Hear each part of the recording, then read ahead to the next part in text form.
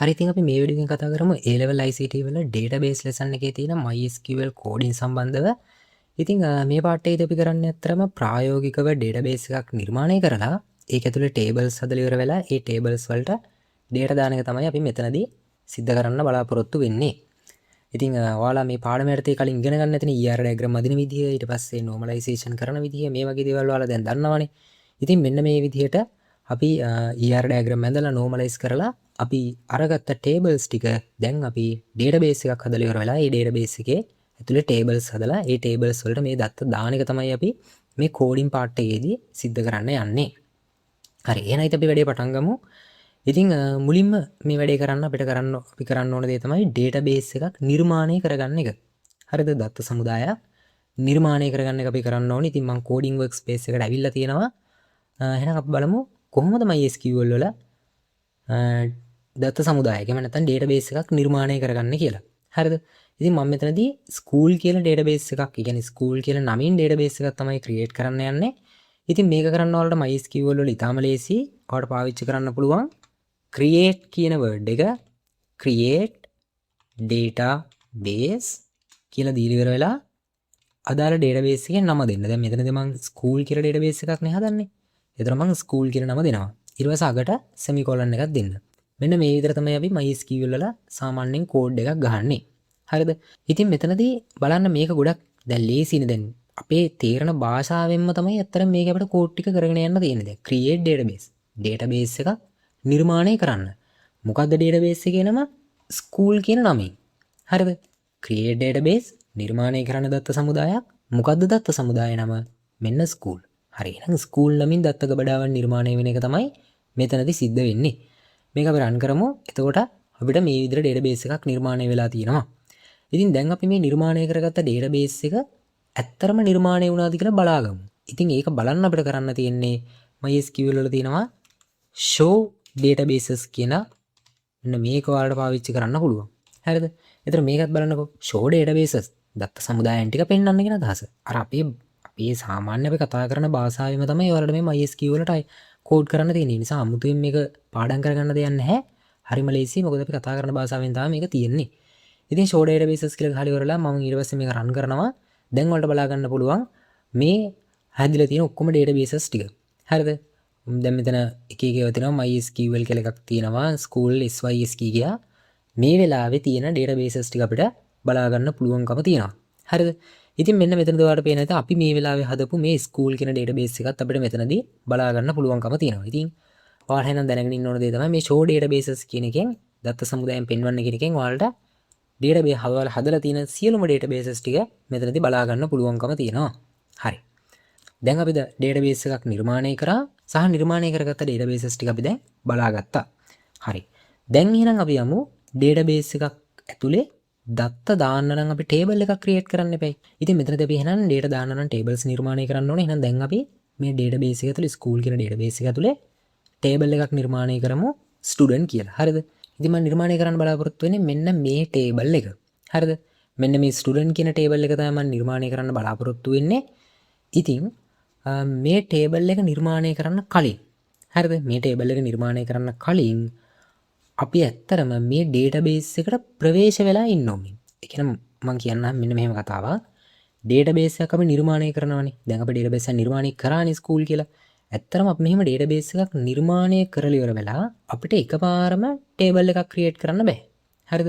එහෙම table එකක් create කරන්න නම් අපි නිර්මාණය කරගත් දත්ත සමුදායට ප්‍රවේශ වෙලා ඉන්න ඕනි. හරිද? අපි නිර්මාණය කරපු පමණින් ප්‍රවේශ වෙලා නෑ. අන්නේ කොහොමද දැනගන්න MySQL වල එහෙම ප්‍රවේශ වෙන්නේ. එහෙම නැත්නම් මේ දත්ත සමුදාය පාවිච්චි කරන්න නම් අපිට සිද්ධ වෙනවා use ඔයාගේ දත්ත සමුදායේ නම school කියලා දෙන්න. හරිද?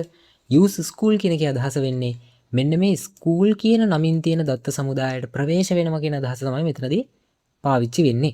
හරිද? එතකොට මෙන්න මේ විදිහට ඔයාලා දත්ත සමුදාය නිර්මාණය කරලා හෝ කලින් නිර්මාණය කරලා තිබ්බ දත්ත සමුදායක් තුල table එකක් create කිරීමට පෙර මෙන්න මේ විදිහට ඔයාලා ඒ දත්ත සමුදායට ප්‍රවේශ වෙලා ඉන්න ඕනි. හරිද? ඊට පස්සේ මම මේක රන් කරනවා. මේක රන් කරපුවම පස්සේ දැන් අපි ඉන්නේ මෙන්න මේ school කියන database එක ඇතුලේ. හරිද? දැන් අපිට මේක ඇතුලේ ඉඳගෙන tables create කරන්න පුළුවන්කම තියෙනවා. එතකොට මේ tables මේ school කියන database එක ඇතුලේ තමයි create වෙන්නේ. හරි. ඉතින් ටේබල් එක නිර්මාණය කරගන්න කලින් මම ඔයාලට පොඩි දෙයක් පැහැදිලි කරන්නම්. ඒ තමයි ඔයාලා මේ ඩේටාබේස් එකක් තුල ටේබල් එකක් නිර්මාණය කරනකොට ඔයාලා මෙන්න මේ විදිහට මේ දැන් ස්ටුඩන්ට් කියලා කොලම් එකක් තියෙනවා, name කියලා තියෙනවා, address කියලා තියෙනවා, age, date of birth, average marks, grade කියලා තියෙනවානේ. දැන් මේක ඇත්තටම ඔයාලා නිර්මාණය කරනකොට ඔයාලා මේ කොලම්ස් නිර්මාණය කරනකොට මේවට අදාළ මේ ඩේටා ටයිප් එක දෙන්න ඕනි. හරිද? දත්ත ප්‍රරූපය කියලා කියනවා. අන්නේ ඩේටා ටයිප් එක ඔයාලා හඳුන්වන්න ඕනි. උදාහරණයක් විදිහට දැන් මෙතන මේ ස්ටුඩන්ට් කියලා තියෙනවානේ. එතකොට මේ ස්ටුඩන්ට් යටතේ තියෙන දත්ත ටික තියා බලන්නකෝ. 101 තියෙනවා, 102 තියෙනවා. මේ හැම එකක්ම අර පූර්ණ සංඛ්‍යා නේද? ඒතරයි පූර්ණ සංඛ්‍යා ඇත්තටම කියනවා නම් මේ MySQL වල ඉන්ටිජර් කියලා තමයි හඳුන්වලා. Python දන්නවනේ. ඒතර දන්නේ කියලා මම හිතනවා. ඒතකොට Python වල අපි දන්නවා පූර්ණ සංඛ්‍යා ඉන්ටිජර් වලින්නේ මේ ඩේටා ටයිප් එක වෙන්නේ. ඒතර මෙතනදිත් එහෙම තමයි. මෙන්න මේ පූර්ණ සංඛ්‍යාවල ඩේටා ටයිප් එක වෙන්නේ ඉන්ටිජර් කියන එක. ඒතර මේ ස්ටුඩන්ට් කියන කොලම් එකට අපි ඇත්තටම ඉන්ටිජර් කියන ඩේටා ටයිප් එක තමයි දෙන්න ඕනි වෙන්නේ. හරිද? ඉන්ටිජර් කියන ඩේටා ටයිප් එක. එතකොට අපිට මොනවා හරි මේ පූර්ණ සංඛ්‍යාවක් දෙන්න ඕන නම් අපිට පාවිච්චි කරන්න පුළුවන් මෙන්න මේ ඉන්ටිජර් කියන ඩේටා ටයිප් එක පාවිච්චි කරන්න පුළුවන්. ඒක අපි ඇත්තටම SQL වල int කියලා තමයි කියන්නේ. හරිද? මේක මේ කැපිටල් වලින්ම දෙන්න ඕනේ නැහැ. සිම්පල් වලින් දෙන්න පුළුවන්. හරිද? int කියලා තමයි ඉන්ටිජර් කියන එක කියන්නේ. හරිද? ඊට පස්සේ මෙන්න මේ name කියන එක බලන්න. මෙතන තියෙනවා කසුන්, නිමල්, අමර, දිල්ෂාන් කියලා දෙනවා. ඒතර මේවා අපි දන්නවා string එකක් විතර තමයි තියෙන්නේ. වචනයක් විතරනේ තියෙන්නේ. අන්න ඒ නිසා එතකොට ඔයාලා මේ වාචක කියන එක පාවිච්චි කරන්න ඕනේ. ඔන්න ඔක තමයි පාවිච්චි කරන්න තියෙන්නේ.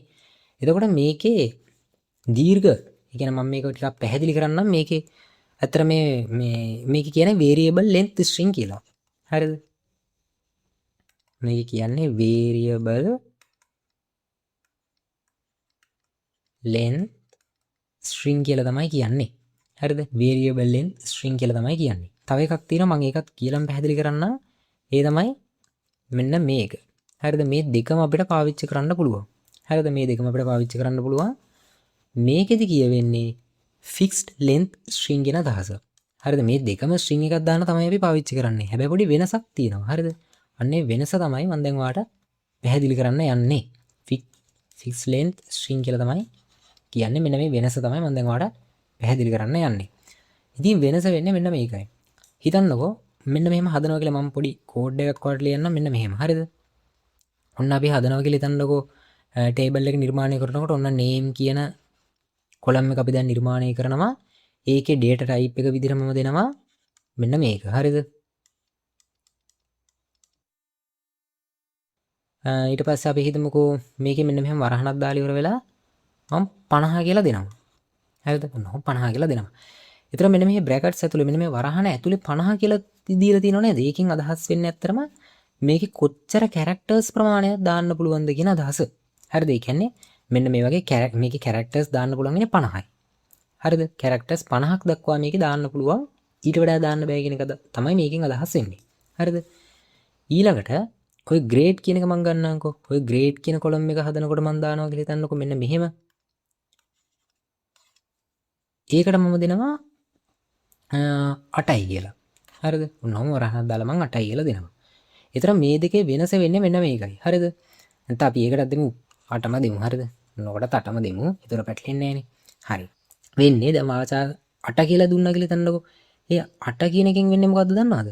ඒ 8 කියන එකෙන් වෙන්නේ කැරක්ටර්ස් 8ක් දක්වා දැන් 1 2 3 4 5 6 7 8යි. මම කියවනේ දැන් කැරක්ටර්ස් 8යි දාන්න පුළුවන් කියලා. හැබැයි ඔයා නේම් එක විදිහට දෙන එකේ හිතන්නකො කැරක්ටර්ස් තියෙන්නේ මෙන්න මේ වගේ 1 2 3 4 5 කැරක්ටර්ස් 5යි තියෙන්නේ කියලා. එතකොට මේකේ අදහස බලන්න variable length string. එතකොට එයා කරන්නේ දැන් අපි string එක define කරනකොට නම් අපි කියන්නේ මේ column එක define කරනකොට අපි data type එක දෙනකොට අපි යාට කිව්වා characters 8ක් දක්වා සීමාව උපරිම ගන්න කියලා. හැබැයි අපි ඇතුළත් කරපු දත්තයේ characters තියෙන කීයද? 5යි. එතකොට එයා කරන්නේ characters 5ක් දක්වා විතරක් සීමාව තියාගෙන ඉතුරු සීමාව තියාගන්නේ නැහැ. ඒ කියන්නේ memory එකේ එයා characters 5ක් දක්වා විතරයි මතකයේ වෙන් කරගන්නේ. characters 8ක් දක්වා මතකයේ වෙන් කරගන්නේ නැහැ. හරිද? හැබැයි ඊට පස්සේ හිතන්නකෝ ඊළඟට ඇතුළත් කරන දත්තයේ තියෙනවා කියලා characters 6ක් name කියන එකේ characters 6ක් තියෙනවා කියලා. එතකොට එයා characters 6ක් දක්වා මතකයේ වෙන් කරගන්නවා. 8ක් දක්වා වෙන් කරගන්නේ නෑ. හරිද? නමුත් මේ චා කියන එකේ වෙනස තමයි මෙයා කැරක්ටර්ස් 8යි නම් එයා 8ක්ම තියාගන්නවා. හරිද? මෙයා නම් 8ක්ම තියාගන්නවා. උදාහරණයක් විදිහට අපි හිතනවා අපි කැරක්ටර්ස් 3ක් දුන්නා කියලා. අපි කැරක්ටර්ස් 3ක් දුන්නත් 4ක් දුන්නත් එයා කැරක්ටර්ස් 8ක් දක්වාම මතකයේ ඉඩ වෙන් කරගන්නවා. හරිද? එයා මතකයේ ඉඩ වෙන් ඒ කියන්නේ ග්‍රේඩ් කියන කොලම් එක යටතේ මම ග්‍රේඩ් කියන එකට දත්ත දාගෙන යනකොට මම දත්තයක් දානවා කැරක්ටර්ස් 4යි තියෙන 8ක් නැහැ. එතකොට එයා 4ක් දක්වා කැරක්ටර්ස් 4ක් දක්වා නෙමෙයි මතකයේ වෙන් කරගන්න. එයා කැරක්ටර්ස් 8ක් දක්වාම මතකය වෙන් කරගන්නවා. එතකොට අර වැඩිපුරත් එක්ක මතකය යනවද නැද්ද? යනවා. එතකොට මොකද මේකේ ෆික්ස් ලෙන්ත් ස්ට්‍රින්ග් කියලා අපි කියන්නේ. ඒතර ෆික්ස් කරලා තමයි තියෙන්නේ. කැරක්ටර්ස් 8ක් දක්වා නම් 8ක් දක්වාම වෙන් කරලා තියෙනවා. ඒතර අපි ඊට වඩා කැරක්ටර්ස් අඩු ගානකින් දත්තයක් මේකට ආදානය කරා කියලා එයා එහෙම මේ ගාන්ට ඊට ගැලපෙන විදිහට කැරක්ටර්ස් 4යි නම් 4ක් දක්වා මතකයේ වෙන් කරගන්නේ නෑ. එයා 8ක් දක්වා මතකය වෙන් කරගන්නවා. හරි. දැන් මම හිතනවා ඔයාලට මේක බේසික් අයිඩියා එකක් එන්නද කියලා. මෙන්න මේ data type දෙක ගැන එහෙනම් අපි යමු ඉස්සරහට. හරිද? ඊට පස්සේ මේකේ තියෙනවා තව float කියලා එකක්. හරිද? මේකේ තියෙනවා තව float කියලා එකක්. float කියලා එකක් බලා ගන්න පුළුවන්. ඉතින් මේකේ මෙන්න ඔයාලා දන්නවා දශම සංඛ්‍යාව කියන එක නේද? Python වලත් මේක භාවිතා වෙනවා. මොන හරි ඔයා දශම සංඛ්‍යාවක් වඩා ආදානය කරන්න ඕන නම් ඔයාට මේ float කියන data type එක පාවිච්චි කරන්න පුළුවන්. දැන් උදාහරණයකට තමයි average marks කියන එක බලන්නකෝ. දශම සංඛ්‍යාවනේ දාලා තියෙන්නේ. ඒතර මේකේ data type එක විදිහට මේ average marks කියන එකේ data type එක විදිහට ඔයා පාවිච්චි කරන්න මේ float කියන එක. මොකද මේක පූර්ණ සංඛ්‍යාවක් නෙවෙයි. මේක දශම සංඛ්‍යාවක්නේ. හරි. ඊළඟට තව data type එකක් මම කියන්නම්. ඒ තමයි ඔයා බලන්න මෙන්න මේ date of birth එක. මේක date එකක්නේ. ඒතර ඔයාලට මේකේ date කියන data type එකක් තියෙනවා MySQL වල. අනේ date කියන data type එක ඔයාලට use කරන්න පුළුවන්. මෙන්න මේ වගේ දිනයක් ඔයාලා දානවා නම් ඔයාලා මේ date කියන data type එක පාවිච්චි කරන්න පුළුවන්කම තියෙනවා. හරි. ඉතින් අපි මූලික වශයෙන්ම අපිට වැදගත් වෙන MySQL වල ඔයාලා tables create කරනකොට මූලික වශයෙන් වැදගත් වෙන data types ටික දැන් අපි කතා කරලා ඉවරයි. එහෙනම් අපි යමු table එක create කරන්න. කියන්නේ මෙන්න මේ table එක create කරන්න යමු. හරිද? හරි. ඉතින් MySQL වල ඔයා table එකක් නිර්මාණය කරනකොට ඔයාලා මුලින්ම පාවිච්චි කරන්න ඕනේ මේ keyword එක තමයි create කියන එක. හරිද? create table. table එකේ නම දෙන්න. මොකද්ද table එකේ නම? student. ඊට පස්සේ ඔයාලා මෙන්න මෙහෙම වරහන් දෙකක් දෙන්න. ඉවර වෙන තැනින් semicolon එකක් දෙන්න. හරිද? ඔන්න ඔය විදිහට දෙන්න. ඕක තමයි සාමාන්‍ය ක්‍රමවේදය. හරිද? ඒතර දැන් මෙතනදිත් බලන්නකො හරිම ලේසිනේ. table එකක් නිර්මාණය කරන්න create table. create table එකක් නිර්මාණය කරන්න මොකද්ද table එකේ නම? student.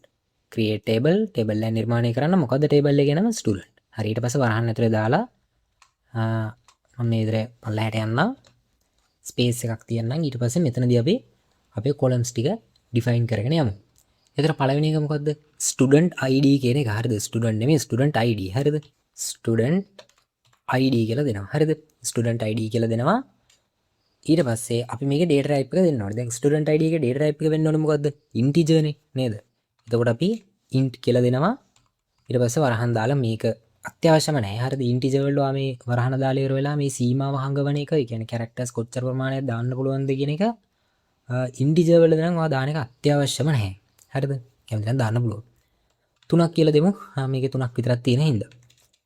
ඊට පස්සේ student id එක අපි දන්නවා. දැන් table එක create කරනකොට ඔයාලා දැන් කලින් MySQL නෙමෙයි database පාඩම ඉගෙනගෙන ඇතිනේ. ඔයාලා primary key ගැන ඉගෙන ගන්න ඇතිනේ. ඒතර මේ table එකේ අපි මෙන්න මේ student id කියන එක primary key එක විදිහට ගමු. හරිද? ඊට පස්සේ අපි මෙන්න මේ විදිහට වලට primary key එකක් දෙන්න ඕන නම් මෙන්න මෙහෙම type කරන්න පුළුවන්. හරිද? code කරන්න පුළුවන්.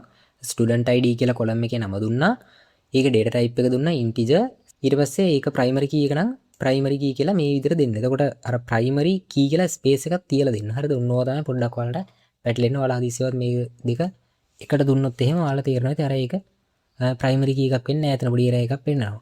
අතර ඔන්නවා ඔයාලට exam paper එකේ වරදින්න පුළුවන්. හරිද? ඊළඟට කමාවක් දාන්න. කමාවක් දාලා ඊළඟ column එක හදමු. ඊළඟ එක මොකද්ද? ඊළඟ එක තමයි name කියන එක. හරිද? මම දෙනවා name කියලා. ඒක නිල් පාට වෙච්ච එකෙත් හිතන්න එපා. name කියලා දෙනවා. ඊට පස්සේ name තියෙන කොහොමද string විදිහටනේ තියෙන නේද? ඒතර string විතර තියෙන්නේ. එතනදී අපිට වැදගත් වෙන්නේ මොකක්ද? අර චා කියන එක නැත්තම් වාචා කියන එකද අපිට වැදගත් වෙන්නේ. ඇත්තට මෙතනදී ඔය චා කියන එක අපිට වැදගත් වෙන්නේ නැහැ. මොකද මෙතනදී අපි ෆික්ස් ලෙන්ත් එකක් දෙන්න අවශ්‍යතාවයක් නැහැ නේ. මොකද නමක් කියන එක ෆික්ස් ලෙන්ත් එකක් වෙන්නේ නැහැ නේ. නේද? නම් වල කැරක්ටර්ස් ගාන වෙලාවෙන් වෙලාවට වෙනස් වෙනවා. එක මේ හැම නමකම තියෙන එකම කැරක්ටර්ස් ගාන නෙමෙයිනේ. ඒ නිසා අපි variable length string එකක් දෙන එක තමයි මෙතනදී හොඳම දේ. ඒ නිසා අපි මෙහෙම දෙමු. හරිද? ඊට පස්සේ මේකේ සීමාව විතර මම නිකන් කැරක්ටර්ස් 50ක් කියලා දෙන්නම්. හරිද? ඊට පස්සේ මං කියනවා මෙන්න මෙහෙම not null කියලා. හරිද? මොකද්ද මේකේ අදහස? මේ not null කියන එකේ අදහස. මේකේ අදහස තමයි ඔයා මේ ටේබල් එකට දත්ත ආදානය කරනකොට මේ name කියන එක යටතේ අනිවාර්යෙන්ම දත්ත දෙමිය යුතුයි කියන එක. හරිද? අනිවාර්යෙන් දත්ත දාන්න ඕනි කියන එක. ඒ කියන්නේ ඒක ඔයා හිස් විදිහට තියන්න බෑ. null value එකක් කියන්නේ හිස් විදිහට ඔයාලක තියන්න බෑ. අනිවාර්යෙන් ඔයාලකට දත්ත දාන්න ඕනි කියන එක තමයි මෙතන මේ not null කියන එකෙන් අදහස් වෙන්නේ. හරිද? right. ඊට පස්සේ කමාවක් දාන්න ඒවත් වල මතක තියාගන්න මෙතන ස්පේස් එකක් එහෙම එනවා. ඕක වර්ධින්න පුළුවන්. ඊට පස්සේ ඊළඟ කොලම් එක ඩිෆයින් කරමු. name හරි ඊට පස්සේ අපි යනවා address. හරිද? address කියලා ගන්නවා. ඒකටත් අපි මේකම දෙමු.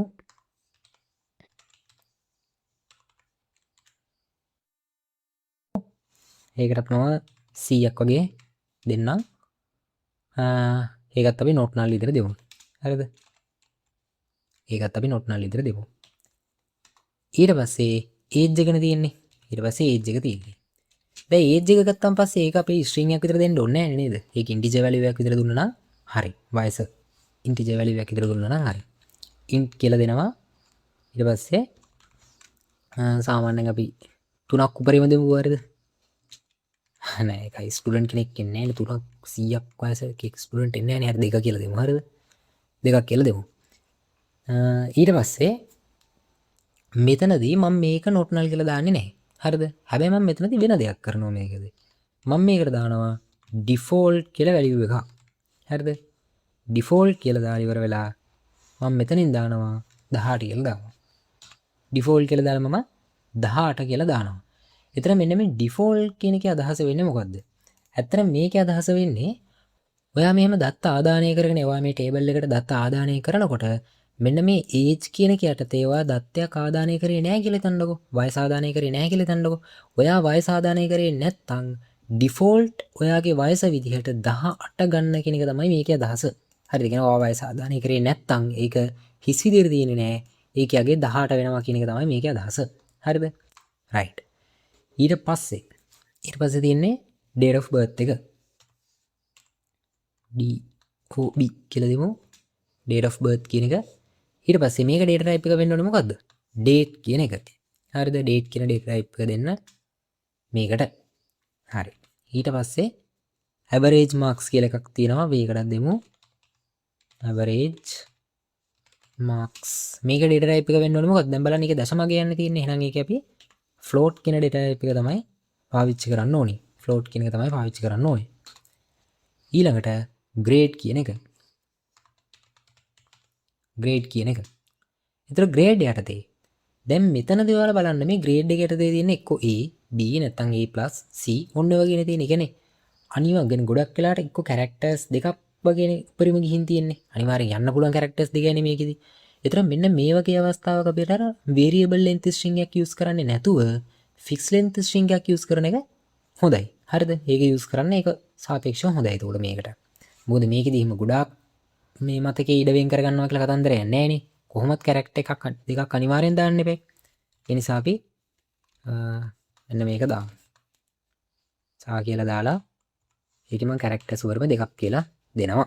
එතන දිහා දෙකක් දක්වා එයා ඉඩ වෙන් කරගන්නවා. හරිද?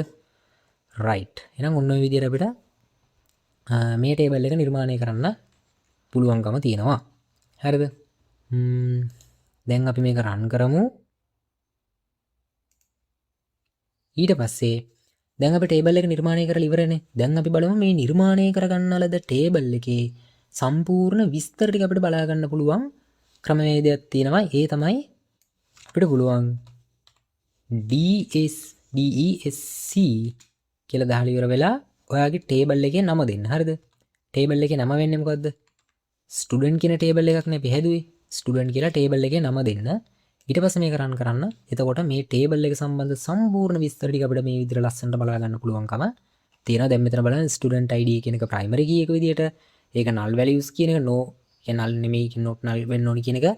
එතන මෙන්න මේ වගේ සම්පූර්ණ විස්තරයක් data type එකත් එක්ක ඒ හැම දෙයක් එක්කම සම්පූර්ණ විස්තරයක් වඩ මේ DESC student කියන එකෙන් බලා ගන්න පුළුවන් වෙනවා. description student වගේ අදහසක්. හරිද? ඒක වෙන්නේදී මේ විතරට බලා ගන්න පුළුවන්කම තියෙනවා. හරි, දැන් ඔයාලා ඒ ටිකක් දන්නවනේ. එහෙනම් දැන් ඔයාලා මූලික වශයෙන් මොනවද දන්නේ? database එකක් create කරගන්න දන්නවා. ඊට පස්සේ databases කොච්චර ප්‍රමාණයක් තියෙනවද කියලා show databases වලින් බලන්න දන්නවා.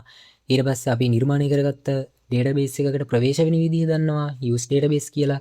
ඊට පස්සේ මේ ප්‍රවේශ වෙච්ච database එක ඇතුළේ table එකක් create කරන විදිහ සහ data types පිළිබඳව ඔයාලට අවබෝධය දැන් තියෙනවා. ඒ වගේම අපි නිර්මාණය කරගන්න ලද table එකේ විස්තර ටික බලා ගන්න විදිහත් දැන් ඔයාලා දන්නවා.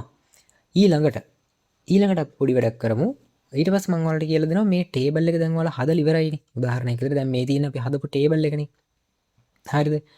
ඔයාලා හිතන්නකෝ මේ හදපු table එකේ හදලා ඉවරයි දැන්. හරිද? දැන් මේ table එක හදලා ඉවරයි. මේ හදලා ඉවර වෙච්ච table එකේ ඔයාලට මේ grade කියන column එක ඕනේ නැහැ කියලා හිතන්නකෝ. හරිද?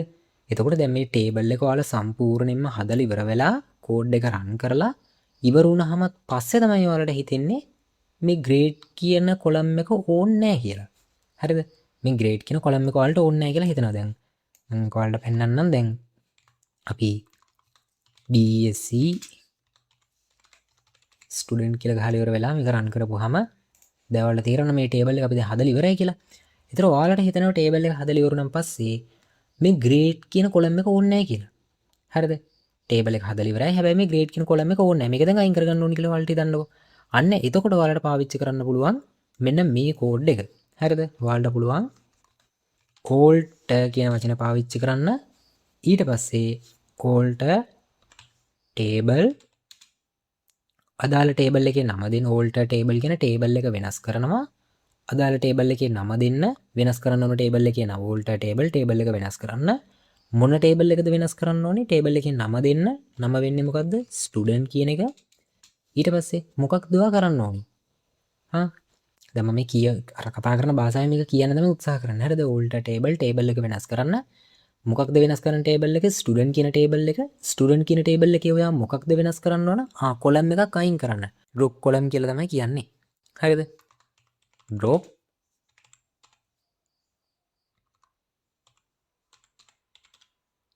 කොලම් කියලා කියනවා.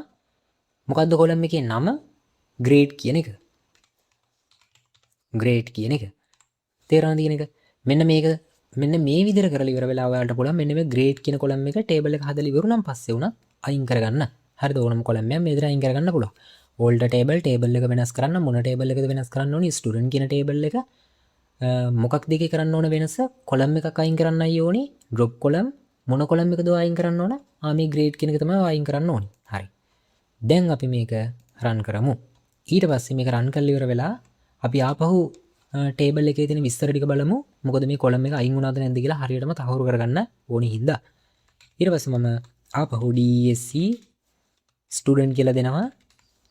දීලා ඉවර වෙලා මේක රන් කරනවා. දැන් ඔයාලට පේනවා ඇති අර grade කියන කොලම් එක දැන් අපිට මේ ටේබල් එකේ බලා ගන්න හම්බ වෙන්නේ නැහැ. තේරෙනවද කියන එක? දැන් උදාහරණයකට ඔයාලට ආයෙ හිතනවා කියලා හිතන්නකෝ නෑ. මේ grade කියන කොලම් එක ඕනි කියලා. හරිද? මම මේ වලට පැහැදිලි කරන්න යන්නේ කොහොමද ඔයාලා මේ ටේබල් එක හදලා ඉවරුනන් පස්සේ කොලම් එකක් අයින් කරගන්න සහ කොලම් එකක් දාගන්න කියන එක. හරිද? ඔන්න හිතන්නකෝ අපිට දැන් මේ grade කියන කොලම් එක ආපහු ඕනි කියලා. එතකොටත් අපිට පාවිච්චි කරන්න පුළුවන් මෙන්න මේ alt කියන keyword එකම. අපි මෙතෙන්දී alt table එක වෙනස් කරන්න මොකක්ද වෙනස් කරන්න ඕන ටේබල් එක? student කියන ටේබල් එක තමයි වෙනස් කරන්න ඕන. student කියන ටේබල් එකේ මොකක්ද ඔයා වෙනස් කරන්න ඕන? කොලම් එකක් add කරන්න තමයි ඕනේ. add column මොකක්ද ඔයා add කරන්න ඕන කොලම් එක? grade කියන කොලම් එක. grade කියලා දෙන්න ඕනේ. ඊට පස්සේ මේක data type එක දෙන්න ඕනේ. හරිද? මොකද අලුතින් දැන් මේක හදන්නේ. data type එක මොකද්ද? අපි දුන්නේ මේකනේ. දෙක. හරිද? ඔන්න ඔය විදිහට දෙන්න ඕනේ. ඔන්න මේ විදිහට එක හදාගන්න පුළුවන්. alt ටේබල් එක වෙනස් කරන්න. මොන ටේබල් එකද? student කියන එක. මොකද්ද කරන්න ඕනේ? කොලම් එකක් add කරන්න ඕනේ. add column. මොකද්ද කොලම් එකේ නම? grade කියන එක. මොකද්ද ඒකේ data type එක? මෙන්න දීලා තිනවා. ඔන්න මේක run කරා. දැන් එහෙනම් කොලම් එක ඇඩ්ලා තියෙනවා. බලමු කොලම් එක හරියටම ඇඩ්ලා තියෙනවද කියලා. කොහොමද ඒක බලාගන්නේ?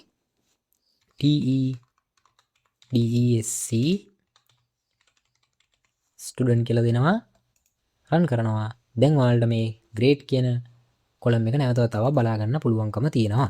හරි දැන් එහෙනම් ඔයාලා දන්නවා ටේබල් එක ක්‍රියේට් කරලා ඉවර වුණාම ඒකින් කොලම් එකක් අපි අයින් කරන්නේ කොහොමද සහ කොලම් එකක් ඇඩ් කරන්නේ කොහොමද කියන එක. ඊට පස්සේ බලමු මේ කොලම් එකක් මොඩිෆයි කරන්නේ කොහොමද කියන එක. හරිද? ඒතර මොඩිෆයි කරනවා කියලා කියන එකේ අදහස මෙතනදී අපි මොඩිෆයි කරන්නේ මේකේ ඩේටා ටයිප් එක වෙනස් කරගන්න එක. ඉතින් අපි බලමු කොහොමද අපි මේ නිර්මාණය කරලා තියෙන කොලම් එකක ඩේටා ටයිප් එක වෙනස් කරගන්නේ කියලා. හරිද? ඩේටා ටයිප් එක වෙනස් කරගන්නේ කොහොමද කියලා බලමු. ඉතින් මම කරන්න යන්නේ මෙන්න මේ වගේ වැඩ. මම කරන්න යන්නේ මෙන්න මේ date of birth එකේ අපි date කියන data type එකනේ දුන්නේ. මම ඒක string එකක් කරන්න තමයි යන්නේ. හරිද? ඒක මම string එකක් කරන්න තමයි. ඒකටත් ඔයාලා පාවිච්චි කරන්න පුළුවන් මෙන්න මේ old කියන වචනේ. ඇත්තට මේ old කියන වචනේත් එක්ක පාවිච්චි කරලා අපි කරන්නේ මේ table එකේ යම් යම් වෙනස්කම් සිද්ධ කරගන්න එක තමයි කරන්නේ. හරිද? මොකද අපි තාම table එකට දත්ත දෙන්නේ නැහනේ. නේද? ඒතර තාම අපි table එකට දත්ත දෙන්නේ නැහැ. ඒතර අපි මේ old කියන එකත් එක්ක පාවිච්චි කරලා හැමතිස්සෙම කරන්නේ මේ table එකේ දේවල් වෙනස් කරගන්න එක. කොලම්ස් ඇඩ් කරන එක, කොලම්ස් අයින් කරලා දාන එක, කොලම් එක මොඩිෆයි කරන එක, මෙන්න මේ වගේ මේ ටේබල් එක සම්බන්ධ දේවල් වෙනස් කරගන්න එක තමයි අපි මේ ඕල්ඩ් කීවර්ඩ් එකත් එක්ක පාවිච්චි කරලා කරන්නේ. ඉස්සරහට අපිට අප්ඩේට් කියලා එකක් හම්බ වෙනවා. අන්නේ අප්ඩේට් කියන එක පාවිච්චි කරලා අපි කරන්නේ අපි මේ නිර්මාණය කරගත්ත ටේබල් එකට දාපු data වල values අප්ඩේට් කරන එක හෝ අන්නේ වගේ දේවල් තමයි අපි අප්ඩේට් කියන කීවර්ඩ් එකත් එක්ක යූස් කරන්නේ. මේ ඕල්ඩ් එකත් එක්ක අපි කරන්නේ ටේබල් එක සම්බන්ධ වෙනස්කම් සිද්ධ කරගන්න එක. හරි. ඕල්ඩ් ටේබල් මොකද ටේබල් එකේ නම ස්ටුඩන්ට් කියන ටේබල් එක මොකද්ද කරන්න ඕනි මොඩිෆයි කරන්න ඕනි මොඩිෆයි කරන්න අලුත් වැඩියා කරන්න වගේ දහසක් මොඩිෆයි කරන්න ඕනේ මොකක්ද මොඩිෆයි කරන්න ඕනි මොකද්ද මොඩිෆයි කරන්න ඕනි කොලම් එකක් තමයි මොඩිෆයි කරන්න ඕනේ එහෙනම් ඔන්න කොලම් කියලා දුන්නා හරිද ඊට පස්සේ මොන කොලම් එකද මොඩිෆයි කරන්න ඕනි මොන කොලම් එකද මොඩිෆයි කරන්න ඕනි date of birth DOB කියන කොලම් එක තමයි මොඩිෆයි කරන්න ඕනි මොකක්ද කරන්න ඕනේ මොඩිෆිකේෂන් එක ඒකේ data type එක වෙනස් කරගන්න ඕනේ. මොකද්ද data type එක විතර දාන්නේ අපි අලුතින්? අලුතින් දාමු මෙන්න මේක. අපි එක 10 කියලා දාන්නම්කෝ. හරි. ඔන්න හරි දැන් ඒක ඉවරයි. එහෙනම් මෙන්න මේක තමයි ඔය වැඩි ඕල්ට ටේබල් එක වෙනස් කරන්න. මොකද්ද ටේබල් එක? ස්ටුඩන්ට් කියන ටේබල් එක මොකද්ද කරන්න ඕනේ? මොඩිෆයි කරන්න ඕනේ.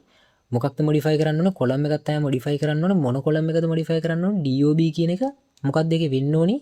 මොඩිෆිකේෂන් එක මොකක්ද? ඒක data type එක මෙන්න මේක බවට පත් වෙන්න ඕනේ. දැන් තියෙන්නේ date කියන එක. දැන් ඒක මේක බවට පත් වෙන්න ඕනේ. හරිනේ එහෙනම්. ඔන්න ඔය විදිහට ඒක අපිට හදාගන්න පුළුවන්. දැන් මම මේක රන් කරලා ඊට පස්සේ අපි ආපහු ටේබල් එකේ විස්තර ටික බලාගමු. DSC student අපි මේක රන් කරමු. දැන් ඔයාලට තේරෙනවා ඇති මෙන්න මේ DOB කියන එක data type එක වෙනස් වෙලා තියෙනවා. date කියන data type එක දැන් මේකේ වෙනස් වෙලා තියෙනවා. හරිද?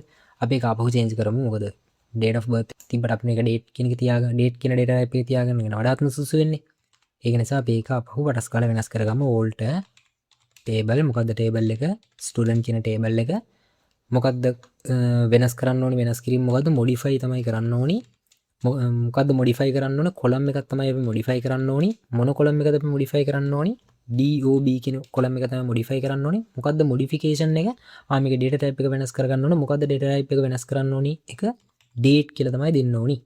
date කියලා තමයි දෙන්න ඕනේ. ආයෙ run කරනවා. ඊට පස්සේ table එකේ විස්තර ටික බලා ගමු අපි. student run කරනවා. ඔන්න අපේ DOB එකේ date කියලා data type එක change වෙලා තියෙනවා. හරි.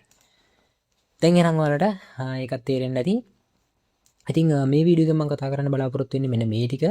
මෙතනදී ඔයාලට දැනගන්න පුළුවන් වුණා database එකක් අපි create කරන්නේ කොහොමද? ඊට පස්සේ databases බලාගන්නේ කොහොමද? කොච්චර තියෙනවද කියන එක. ඊට පස්සේ database එකට ප්‍රවේශ වෙන්නේ කොහොමද? ඊට පස්සේ ප්‍රවේශ වෙච්ච database එක ඇතුළේ අපි table එකක් create කරන්නේ කොහොමද? සහ ඒකේ data types ගැන ඔයාලා දැනගන්නදී ඊට පස්සේ කොහොමද අපි table එකක් මේ විදිහට නිර්මාණය කරලා ඉවරුනන් පස්සේ ඒක ඊට පස්සේ ආපහු වෙනස්කම් කරන්න කියලා. කියන කොලම් එකක් ඇඩ් කරන්නේ, කොලම් එකක් අයින් කරන්නේ, කොලම් එකක data type එක අපි modify කරලා වෙනස් කරගන්නේ. මෙන්න මේ වගේ දේවල් ටිකක් ඔයාලා දැනගන්න ඇති. එහෙනම් අපි ඊළඟ වීඩියෝ එකෙන් කොහොමද දත්ත ආදානය කරන්න කියලා කතා කරමු. මේ වගේම දත්ත නැවත දත්ත data ආදානය කරලා ඉවරුනන් පස්සේ ඒවා නැවත අප්ඩේට් කරන්න කොහොමද කියලා කතා කරමු. ඒ වගේ ඉනර් ජෝන් ලෙෆ්ට් ජෝන් වගේ ගොඩක් දේවල් තියෙනවා කතා කරන්න. එහෙනම් අපි ඊළඟ වීඩියෝ එකෙන් ඒක කතා කරමු.